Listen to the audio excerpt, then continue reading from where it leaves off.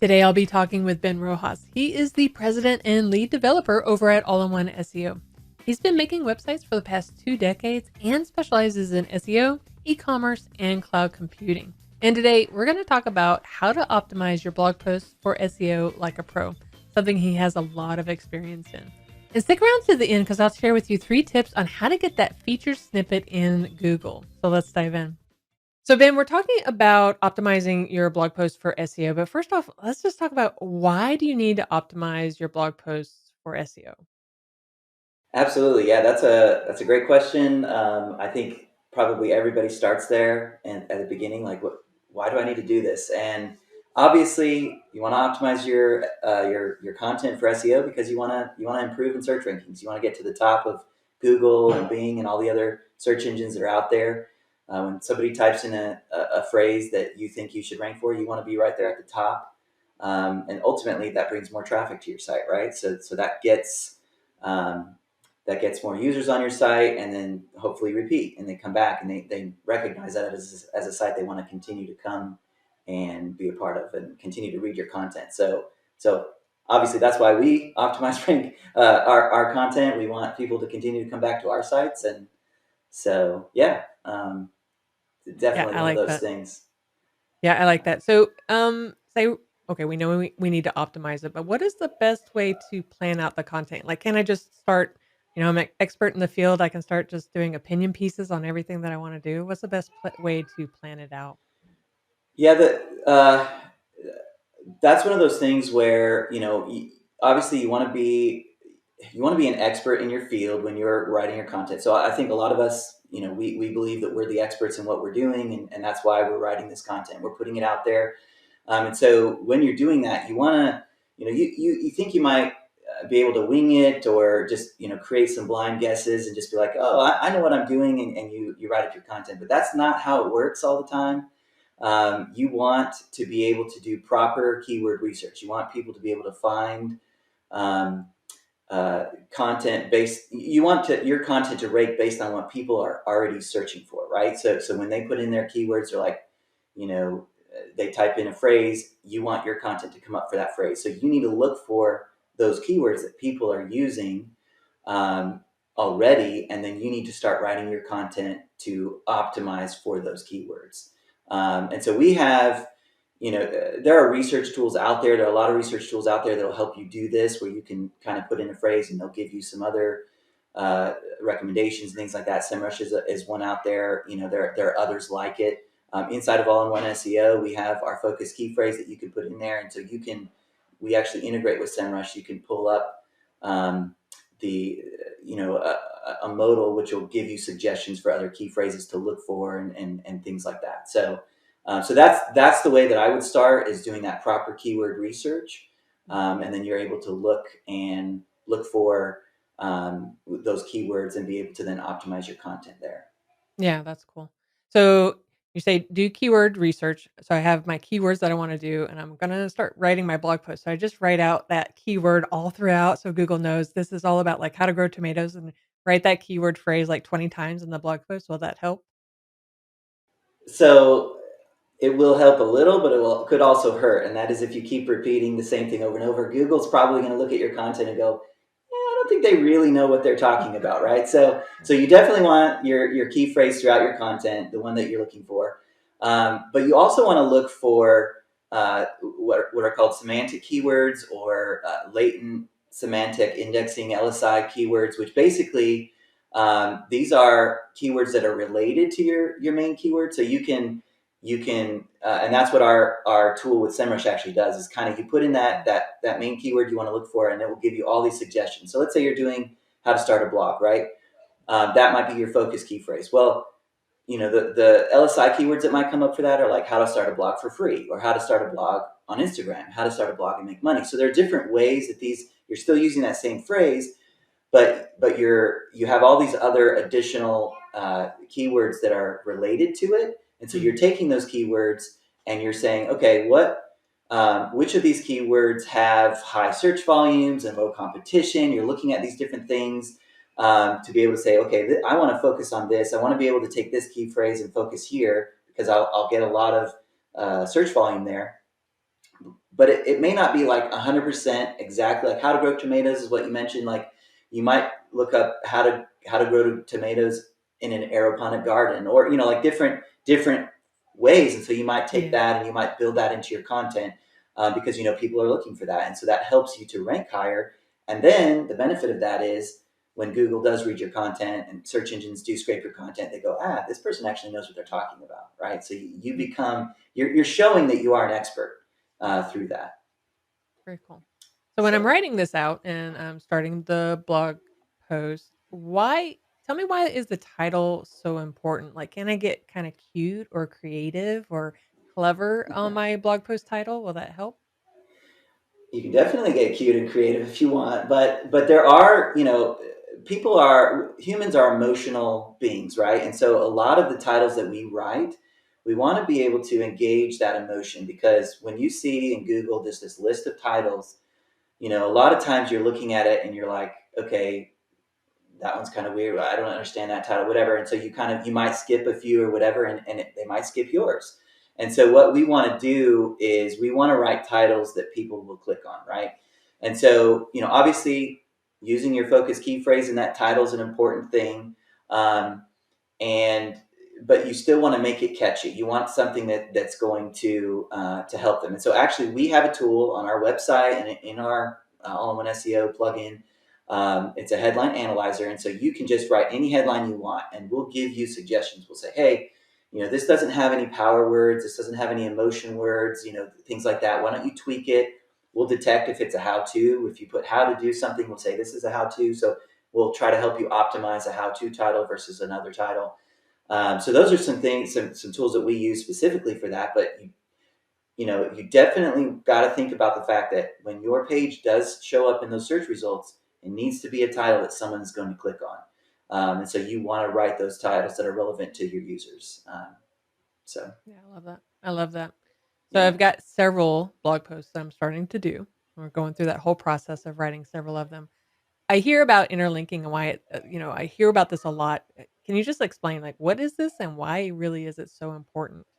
yeah, absolutely. So obviously you mentioned you have a few pieces of content, a few blog posts you're writing.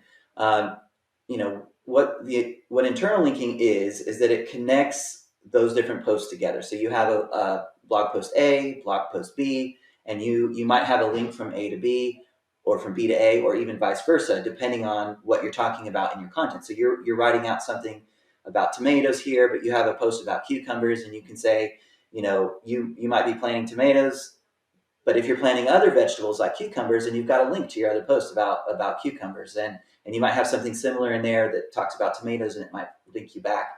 And this is really good because then your users, they might click on and go, yeah, I had a question about cucumbers, and they go to that page as well. This keeps them on your site. It keeps them engaged, and they're still getting relevant content based on your site and what your topic is about. They're able to continue to click through your site. The longer someone stays on your site, the better it is for you, because then Mm. they'll remember that site and they'll want to come back. But also, Google uses internal links as how they, we have a great sitemap that gives all the links, but if you don't have that, then those internal links help Google piece together your entire site and what it is. And so it's a very, very important piece um, of SEO, is to have those internal links and connecting. And then you might have older posts that you wrote forever ago. Like, let's say you wrote something a year ago, and you can link to that post because you want somebody to go see that post as well. So you've got to keep Yeah. in mind all of that old content and try to keep that fresh for your users. Yeah, almost like internal breadcrumbs, which I know breadcrumbs itself is a different Yeah, topic, but yeah, I like that. So we've written yeah. out the blog post. Is all we need to do is just write out that big old blog post with just a ton of words for Google to know what we're talking about? Is that all we need to Well, do? well, let me ask you, Christina. Do you love going to a page that's just all text? No. No. Do you remember in, like, English class when they would tell you to do, 12-point font or 12-point, single line space, and, oh, if I had to read that online, I would go berserk, so no. Absolutely. Yeah. No, I definitely shy away. Every time I see something like that, which they still come up, you still see them.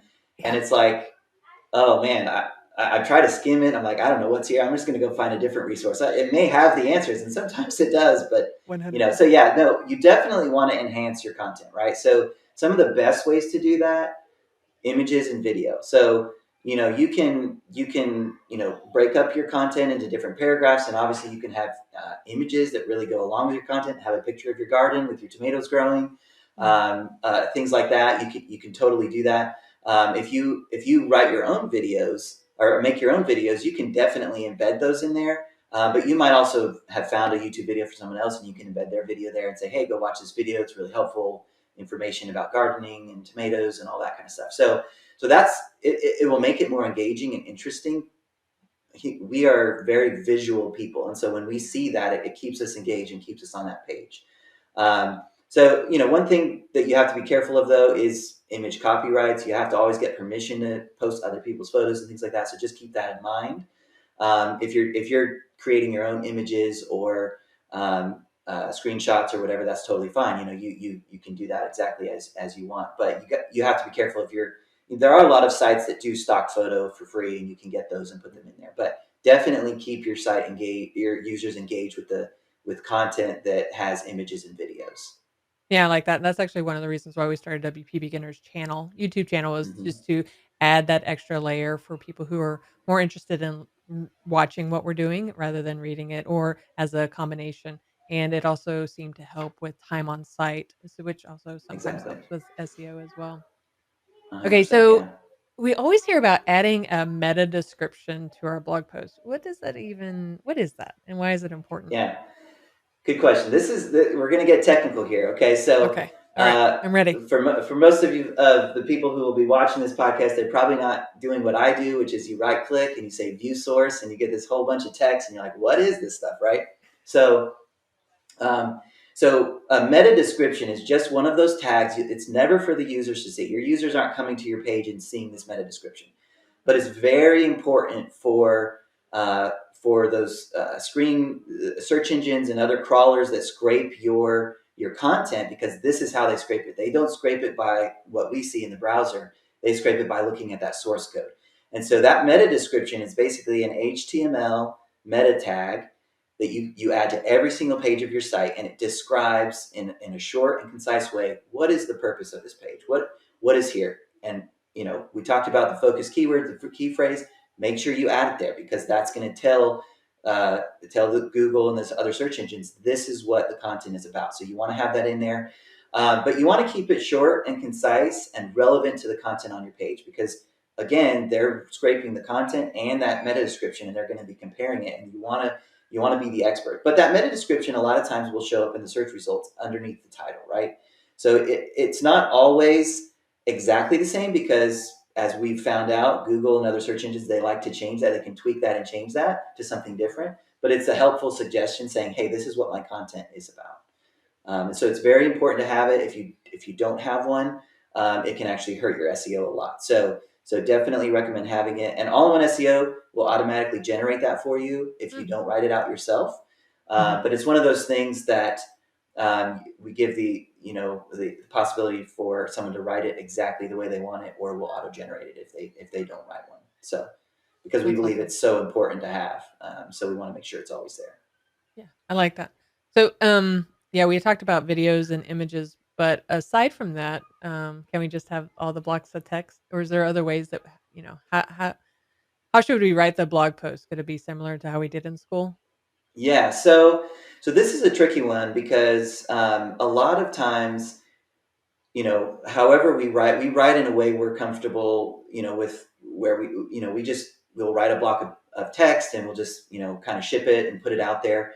But um, one of the ranking factors is how readable is your content, right? So Really? we want to make sure, yeah, absolutely. So again, the search engines will scrape your content, and they'll look through it, and they'll give it a score of how readable it is. And if it's really easy to read, it'll rank higher. So we want everyone to write content that is readable for the average user, right? And you have to think about, like, you might be uh, let's go back to that gardening example. You have a PhD in tomatoes, and so you start writing about all of these different things, and it's very technical to the gardening with tomatoes. Is very heady, and it's difficult to read and to consume that content. And so you don't have to dumb it down to the level of a kindergarten person who's just learning how to read, but you want to make it to something that's like in grade school level, right? You want to say, hey, a sixth grade reader could read and understand this and be able to consume this information. And you want to do your best to do that because those search engines will also analyze it and give it that score and say, hey, this is a lot easier to read, so we're going to rank it higher than this other post that's harder to read. Because they know that people will click on that and continue to read it and consume it. And so there are tools out there that will help you with this. We have a tool inside of All-in-One SEO that will kind of give you, a readability analysis a little bit. But as far as writing that content, a tool like Grammarly will really help you to be able to update your grammar a little bit. Say, hey, use this, word over here. Switch things around, make the sentence easier. It's a lot more difficult than you might think. So that's something to keep in mind. One of the studies that I've read is that users spend less than 1 second when they come to your site to decide if they're going to stay or not. And so that's a short amount of time. And so you want to make sure that right away you hook them, you get them, they want to stay on your site. So that's a lot of pressure. Yeah. Awesome. So what can we do in terms of getting at the top of Google search results? Is there anything that we can do to get up there? So, obviously you want to make sure that there are a bunch of different parts to SEO. You want to make sure your technical SEO is set, which is what we do with All-in-One SEO. We do that. So you need to be using a plugin like that. You got to write good content. We've been talking all about that. There are other things like backlinks and things like that you want to get. But one of the things that you can do, that would help is you want to try to be the featured snippet in search results. So let me explain what a featured snippet is. Okay. It's basically Google will take a specific search result and they'll highlight it in a specific way. It appears at the top. They generally have a bigger font and an image or something like that goes along with it.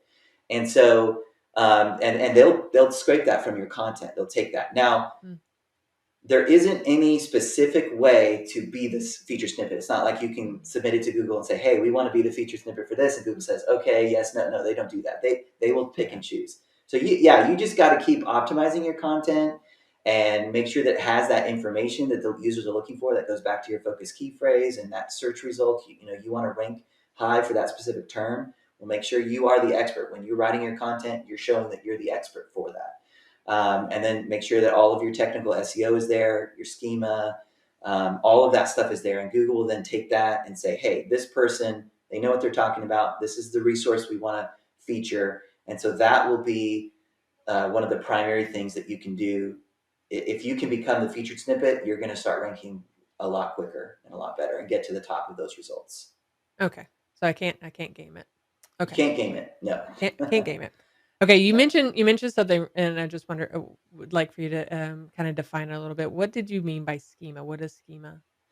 So schema. So if you go to schema.org, that's the website that kind of defines the standard, the certain standard. But basically, it's a certain format. It's another meta tag that you put in on your website, and we do this as well with All-in-One SEO. But it's in a JSON string, and it basically has all the information about your site. Like, it might have your social media profiles. It might have, things like local business. If you're a local business, it might have information about that. What kind of business are you? And the important part about schema is that Google and the other search engines, when they read that schema, they can get a picture. It's like they can then see a picture of who you are. And so it's very important that schema that you have on your site reflects exactly who you are. And so with All-in-One SEO, we've made it really simple. You don't have to go in and edit this JSON string or anything like that. Good, because that sounds complicated. Yeah, it is. It can be complicated, but we make it really simple to add that schema to your site to be able to say, hey, are you a local business? You just fill out the form fields, and we'll put it out in the exact order that it needs to be. If you're, just a blogger, we'll say this type of site is an article. This page is an article, and so Google reads it and goes, okay, this is a blog post. We know that this is a blog post. So we do all of this automatically. We do have some schema specific settings that you can adjust or tweak for advanced users, but for the most part, you set it and it goes and it's good for you. So it's important to have that schema because that will definitely help you to rank higher as well. Oh, cool. Nice. So Yeah. All right, so I'm writing a lot of content. Exactly how much content should we even be writing? Okay. So, um, great question, because I've been to websites. I go to certain websites and I'm looking for you know I'm looking for where do I find tomato seeds? Like, what's a good place to find tomato seeds, I right? was so hungry So this morning. Apparently, I yeah. came up with tomatoes. That's fine. It's a good example. But It is. you Google, you find a blog post, you open it up, and it has like one paragraph or two paragraphs, and you're like, this doesn't really answer my questions, all the questions that I have, right? So when you write your content, it needs to be comprehensive, and this is a very important um, thing to remember, because in order for Google and search engines to consider you an expert, you need to be able to touch all the different topics that surround the area that you're an expert in, because there's a lot of different things, tomatoes, gardening, and fertilizers, and sunshine, and all these different things. Like, Yeah. there's so many aspects to gardening that you need to be able to say, hey, I can cover all of these topics, and I can do it in detail. So you want to cover your topic in great detail. um, and that's where those LSI keywords that we talked about really come in handy, because if you might, for me, I like to compartmentalize things. And so it's hard for me sometimes to think outside that box, right? Right. And so just doing a keyword research tells me, oh, that's a great idea. I could totally write a blog post about this. I could Yep. write a blog post about this. And it allows you to expand your horizons there, and to be able to then to write content. So as far as like one blog post, you want it to be comprehensive. You want it to have a lot of detail and a lot of information, but then you also want to write multiple posts that also have that. So comprehensive, informative. It needs to be able to inform your users about what it is, useful information. Like, don't go off topic a lot. If you go off topic, people are just going to bounce. They're like, that's not what I'm here for, right? Yeah. So yeah. So I hope that helps answer that question. That's a Yeah. really good one.